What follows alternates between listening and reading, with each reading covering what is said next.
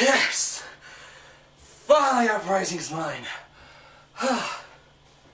Now let's hook up this bastard to my capture. Fuck! Come on, YouTube. Don't let me down.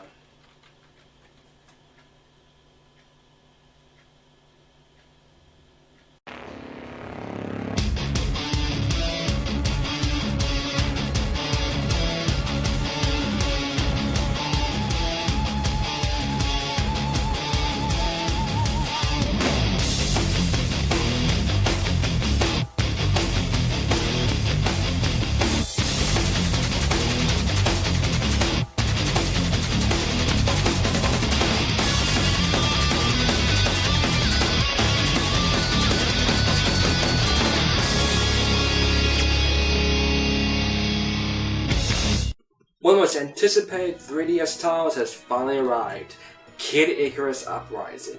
This of course was the first title to be announced for the 3DS. It's also the first title developed by Nintendo's brand new studio, Project Sora, led by Masahiro Sakurai. The studio was established in 2009 following the success of Sakurai's last project, Smash Bros. Brawl. Sorry to keep you waiting!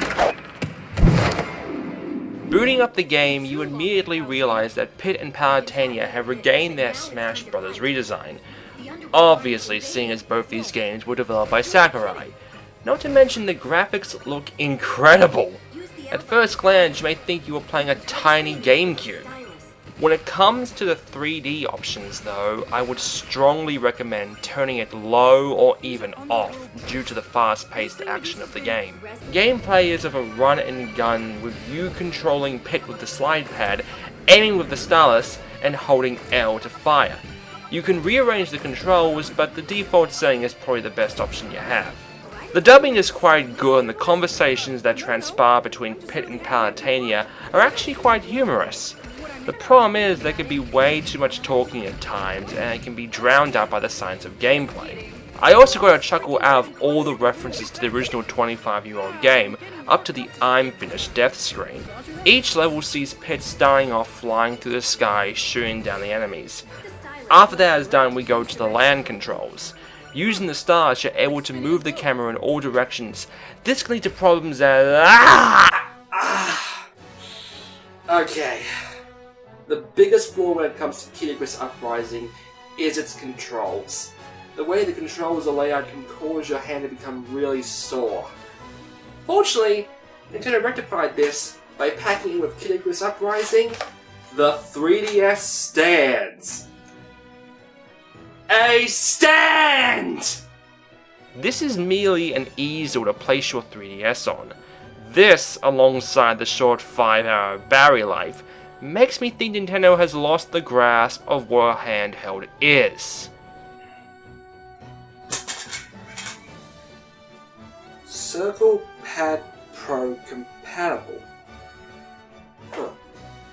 Now where can I get one of those? Well, that's convenient. This is the Circle Pad Pro. It's Nintendo's knee-jerk reaction to the fact they forgot to put a second analog stick into the handheld.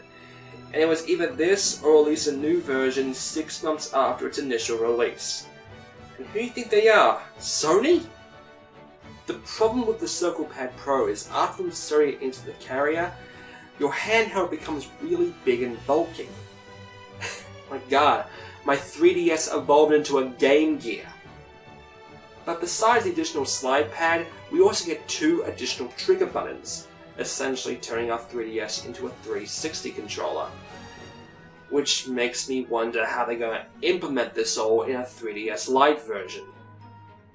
It's Nintendo, they'll think of a way.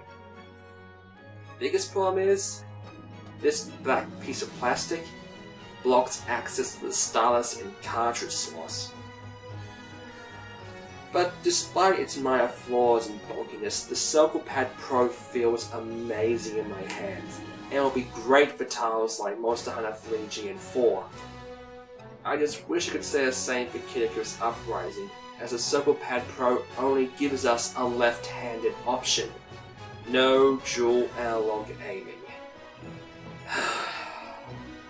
Then of course there's online multiplayer. In the matches I was able to connect to, the gameplay is incredibly fast paced. But if you don't have a handle on the control setup, you can get really frustrated with the gameplay.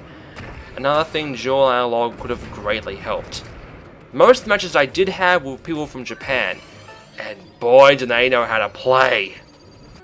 But one of the weirdest features of Kid Icarus Uprising are the AI cards. In every copy of Kid Icarus Uprising you get a pack of 6 AR cards, and using the 3DS camera you can have augmented reality battles between them.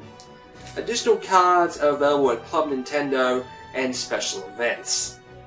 Despite some control issues, Kid Icarus Uprising is an amazing game that should be at least given a try.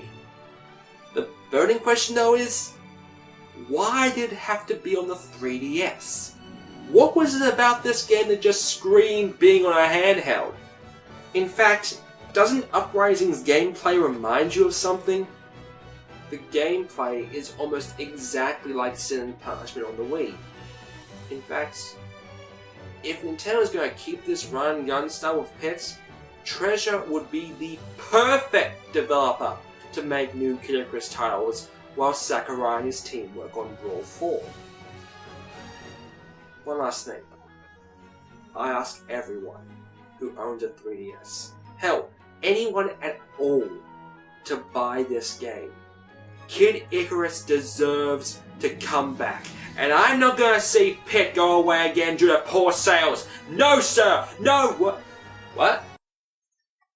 Sorry? How many did it sell?